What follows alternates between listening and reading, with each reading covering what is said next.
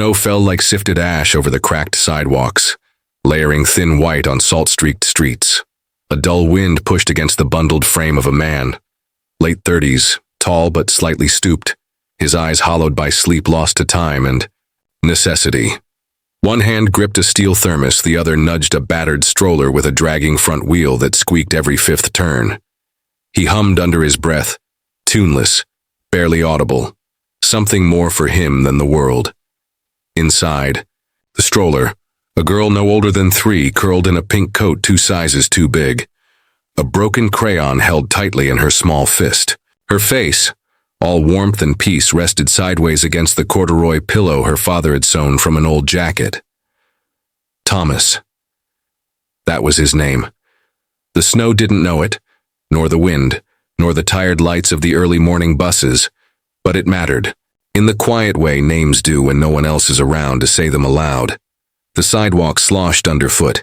His boots, second-hand, let in a trace of wet with each step, but he didn't falter. The bus hissed by and sprayed a gray fan of slush, and Thomas flinched instinctively, shielding the stroller.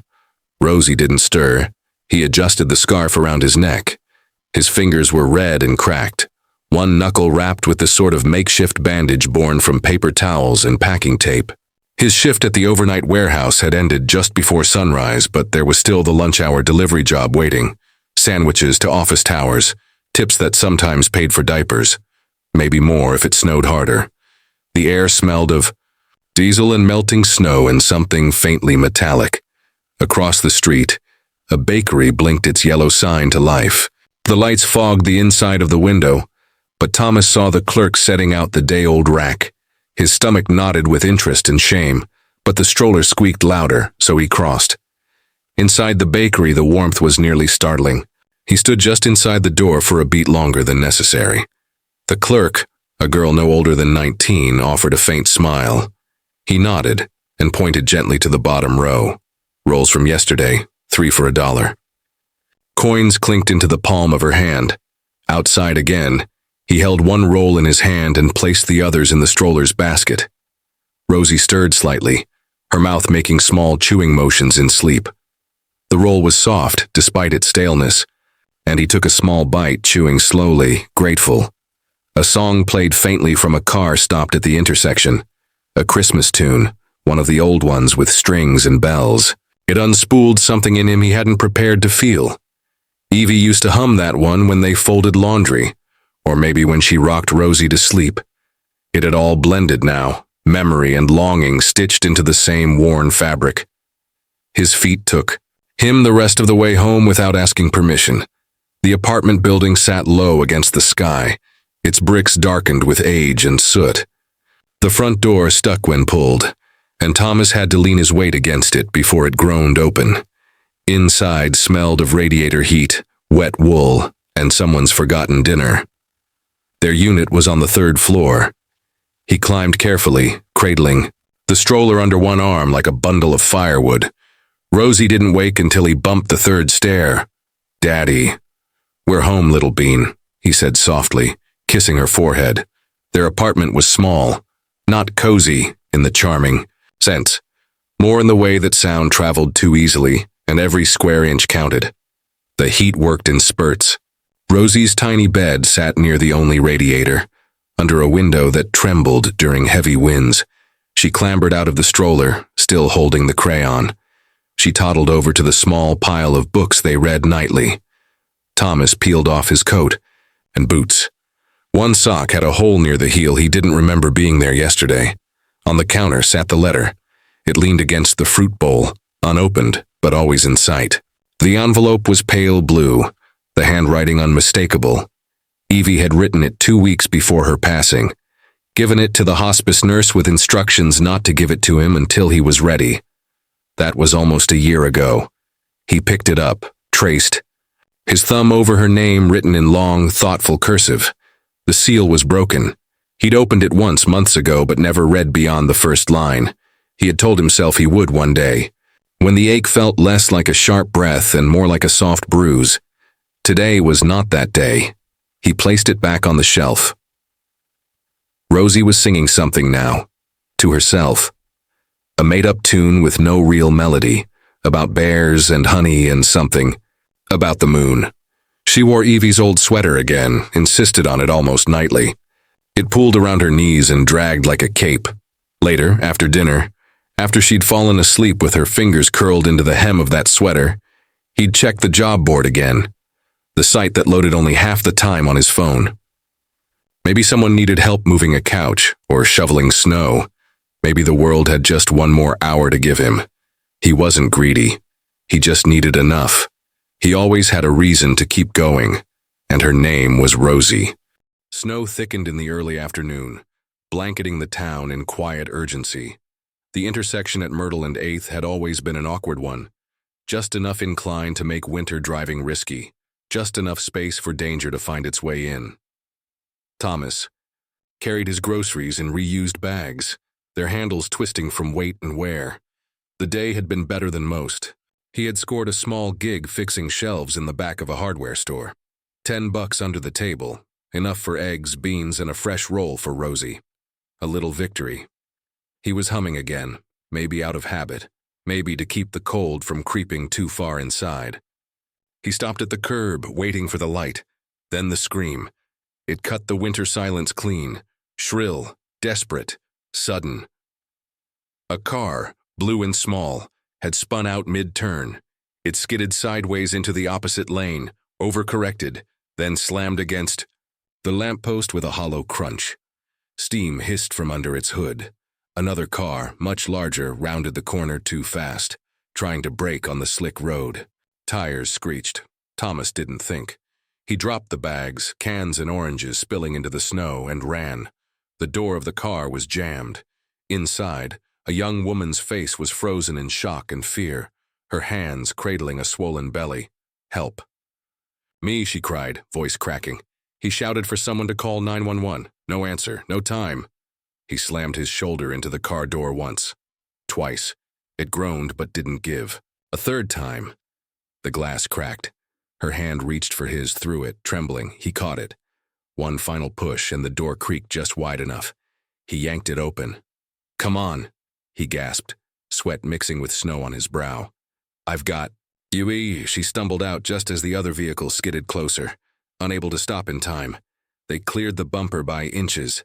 The impact behind them made the ground shudder. The sound of metal on metal. Sparks. A broken headlight burst into the street. He got her to the sidewalk. She was shaking uncontrollably. He steadied her, placed her down gently in the snowbank, and then everything tilted. His hands gripped at the air like it had suddenly become too thin. His knees buckled. His breath came in short, sharp bursts. The world dimmed at the edges. Sir? She asked, but her voice seemed to echo from far away. Thomas fell forward into the snow, a hollow thud. His fingers clutched at his chest before slipping away. The last thing he saw was her face, eyes wide, terrified, and the gray sky breaking into white above him. He didn't remember the sirens, or the hands lifting him, only the soft pull of sleep that felt heavier than any he'd ever known. Later, in a hospital room that hummed with distant beeps and smelled of antiseptic and plastic tubing, he stirred. The light was low.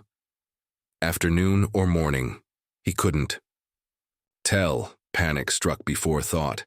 He sat up suddenly, wincing. Rosie. A nurse was there, calm and worn like soft cloth. She's safe, she said quickly, moving to his side. Your neighbor, Mrs. Delgado. She took her in. The little girl's fine. Thomas's chest hurt. Not sharp pain, but the ache of being emptied. He lay back slowly, breathing through it. You're very lucky, the nurse said. Well, I suppose lucky is a kind word for it. Exhaustion, malnutrition, stress. You collapsed under it all, but your heart's okay, just tired, just overworked. He nodded slightly, his mouth dry. How long? Only a night, she said gently, adjusting his blanket. Rest now. You're not out of the woods, but you're no longer alone in them. He didn't answer. His eyes drifted to the ceiling. Some kind nurse had put glow-in-the-dark stars up there, maybe for the children's ward. They made the space feel less sterile. The memory came unbidden, Evie, in a hospital room not unlike this. Her skin pale, her hand warm in his. Rosie had been an infant then, sleeping against his chest in a sling. Evie had smiled even through the morphine haze. "Keep her warm, always," she'd whispered, and then she closed her eyes. Thomas swallowed hard and looked away. That afternoon, when he opened them again, someone new was there, the woman he'd saved. She stood beside the curtain, a paper bag in her hands, looking unsure. Her coat was too large for her, and her hair was pulled into a messy bun that couldn't contain it. "All hi," she said softly. "I hope this is okay." He nodded. Didn't speak. "I'm Maya," she said after a moment. "From the accident." He nodded again. "You all right?" She nodded too, voice thick. "You saved us, me and the baby. The doctor says I would have..." She didn't finish. She sat the bag down on the rolling table. "There's soup and tea. I didn't know if you could have sugar, so I brought both." He looked at her properly then. Her eyes were brown and glassy, rimmed red like she'd been crying for hours. She didn't carry herself like someone used to being saved. Something about her said she was more familiar with loss than with miracles. "I didn't do much," he murmured. "You risked your life," she said, then shook her head. "That's not much." She reached into her coat and pulled out a small envelope. I didn't know if you'd want this, but here." She placed it beside the soup, nodded once, then turned and left without another word. He didn't open the envelope right away. The soup was good, homemade, warm, honest. It tasted like something someone's mother might have made, with real herbs and effort. Hours passed. Nurses came and went. Rosie hadn't returned yet. The ache of her absence settled into him like a second skin. When the room grew quiet again, he opened the envelope. The card was thick, embossed, elegant. The kind you saw in formal wedding invitations or shareholder dinners. "Maya Langford," it read. He blinked. Langford. The name flickered in his memory like something from an old newspaper headline. A family associated with the art museum donation. An heir to a line of luxury real estate. One of those names that floated through his world without touching it. He stared at the card for a long time. The next morning, Rosie burst into the room like a sunrise. She launched herself onto the bed with a laugh and her arms full of paper stars. "Daddy!" she cried, her hair wild, cheeks pink from the cold. He caught her and hugged her close, burying his face in her curls. "Hi, my little moon." "Miss Nancy let me keep the letter," she said, holding out the crumpled envelope. "I didn't read it, I promise, but I held it." He looked at the envelope. Worn now, the edges softened by her small hands. He swallowed. "Do. You want me to read it?" he asked. Rosie nodded solemnly. "Yes, I think Mama wants you to." He opened it. His voice shook as he began. "My love, if you're reading this, it means you're still carrying the weight of the world on your shoulders. You always did. You always chose others. That's why I loved you, but I need you to choose you now, for Rosie, for me, for you." He paused, swallowed again.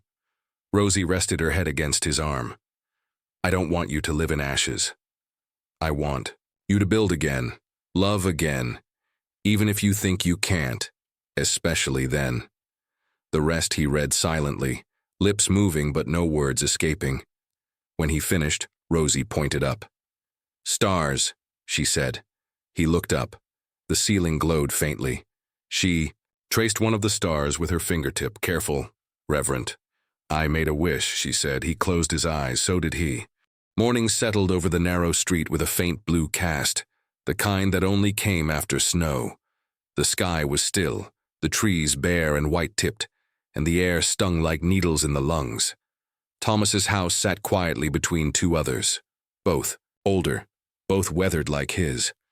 Thin smoke trailed from his chimney, and the frost on the windows glowed with the faint light of a space heater humming somewhere inside. The nurse had been kind. Her name was Eleanor, gray-haired with brisk hands, and a warm scarf she refused to remove even indoors. She helped Rosie climb out of her sedan and walked her gently up to the porch, holding a small plastic bag with medicines and a note from the hospital.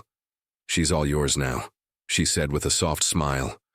"But don't be a hero today, all right?" Thomas managed a quiet laugh through the cracked front door.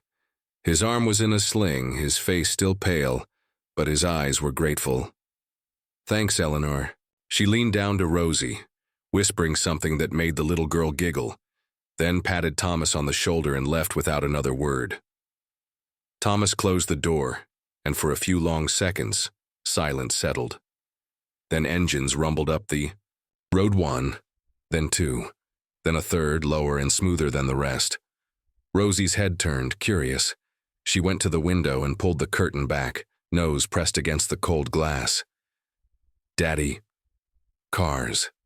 He walked over slowly. 3 black vehicles, sleek, low-slung, glinting like oil in the snowlight, moved together, almost in formation. Their tires crackled over frozen gravel, slowed at the end of the driveway and stopped. Doors opened. Men and women in long coats stepped out, some older, some young, all quiet. They didn't look like police or reporters. Their expressions weren't guarded or judgmental. They looked unsure, concerned. One man adjusted his scarf 3 times in 5 seconds. Another woman clutched a leather folder, holding it like a shield. Then Mara stepped out. She was thinner than Thomas remembered. Her face looked drawn, her eyes ringed with exhaustion. But she was upright, whole. She walked without hesitation, even as the wind bit at her. Her coat hung open. Her boots were unlaced. She hadn't come for appearances. She had come for something real. Rosie stepped back from the curtain and turned to him.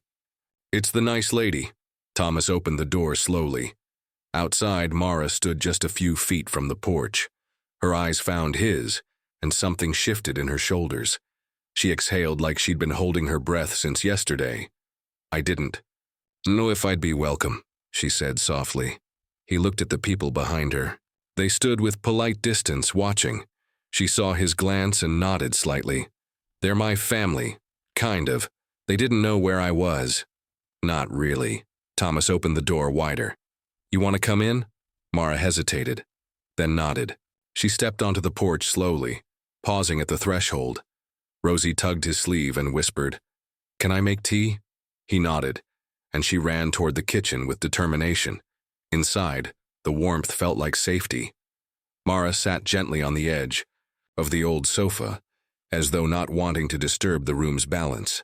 She looked around, at the folded socks on the heater vent, the pile of children's books by the armchair, the paper stars taped to the far wall.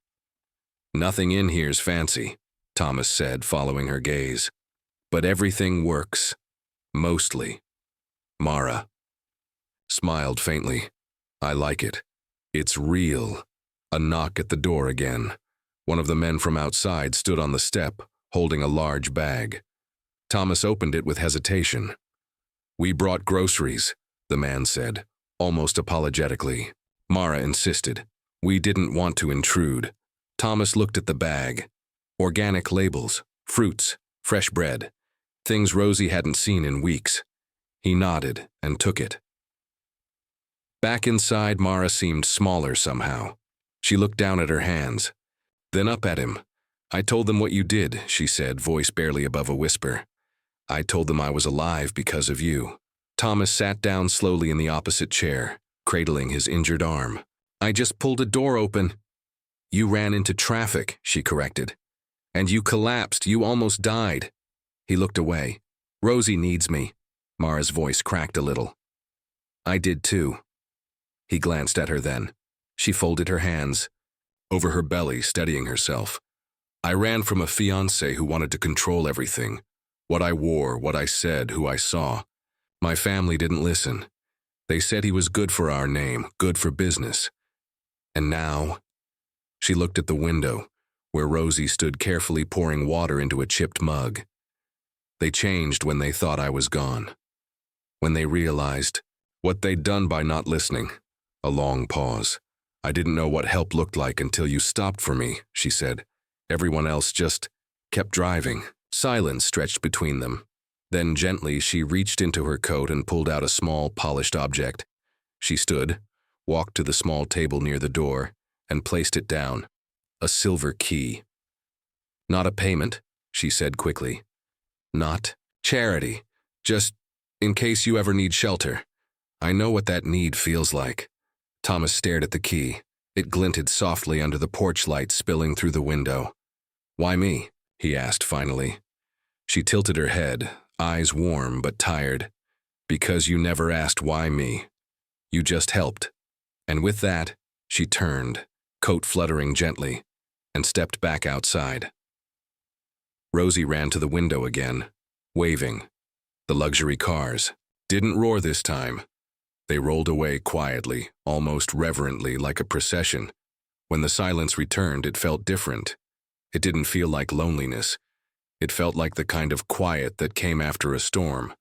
When you step outside and breathe deep and know something has changed. Weeks slipped by in quiet folds. The snow stayed longer this year, clinging to branches and fences like it too, was hesitant to move on. Inside the house, the heater hummed low, and Rosie, her cheeks flushed from the cold, tore open a small, brown package with a ribbon too long for the box. She gasped. "Crayons," she whispered, reverent. Not just any crayons, a full box, still sharp. Next to them, star-shaped cookies wrapped in wax paper, and a letter. The envelope read, "For Rosie." "From Mama." Thomas paused at the table, where he was halfway through folding another paper star. His fingers went still as Rosie held the letter close. Her lips didn't move as she stared at the handwriting. Evie's, soft and slanted. The same loops Rosie tried to copy in her coloring books. She didn't ask to read it. She didn't need. She tucked it into her sock drawer later, with the quiet reverence of a child who understood love didn't always need explanation. Outside, the sky cleared. A car sat parked near the end of the block. Black, engine off, just there. Not watching, not looming, waiting. Respectful distance. The rhythm of their days had changed, not with shock but with subtlety. Rosie started asking for more colors when she drew stars. Thomas began buying real milk again, not just the powdered kind. The walls didn't echo as much at night. And still, the envelope sat. One night, after Rosie had fallen asleep under the thick new blanket Mara had left quietly at the door, soft as cloud, pale blue like a spring sky, Thomas held the envelope. Again.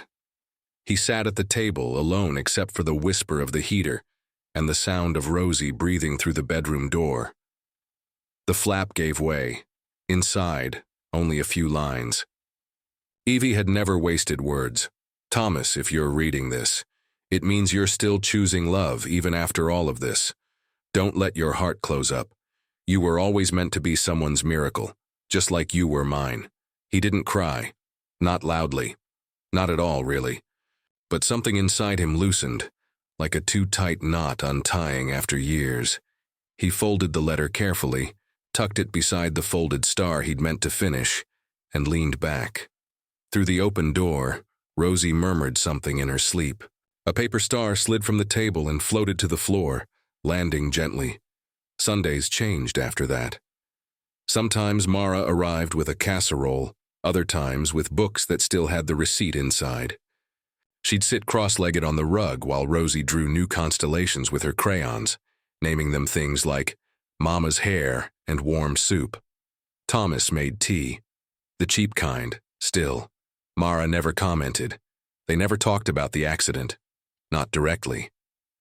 It didn't hang between them like a burden, but lingered like a known song. Something familiar, understood without speaking. Rosie called her Star Lady. Not because Mara brought stars, but because she had become one. A quiet one. The kind you don't notice until the sky turns black and then it's all you see. Evenings were quieter now, but not empty. One Sunday, Mara stayed a little longer. Her hand brushed Thomas's as he passed her a mug of tea. Neither pulled away. On another, she brought a small plant. "For the windowsill," she said. "It likes the cold, survives better than most." Thomas placed it next to the cracked dish where he kept his keys, and then it was winter again, Not the bitter kind, the settling kind. The kind with firelight and layered socks and hands that didn't flinch when touched. One snowy evening, Rosie pressed a new star to the window. With Scotch tape, it twirled slightly before sticking, catching the last pink light of dusk. Outside, a car slowed down, same sleek black as before. Inside, Mara waved. A scarf wrapped around her neck. A familiar, unspoken look passed between them. No need for words. Thomas raised his hand in return, then turned back to the kitchen. He lifted Rosie into his arms, her feet swinging freely, her breath warm on his neck. "Wish for Mama?" he asked as always. She shook her head, smiling against his shoulder. "I already did," fade to black. Quiet piano music, the kind that leaves room for thought. If this story touched you, subscribe or share where you're watching from. These stories matter.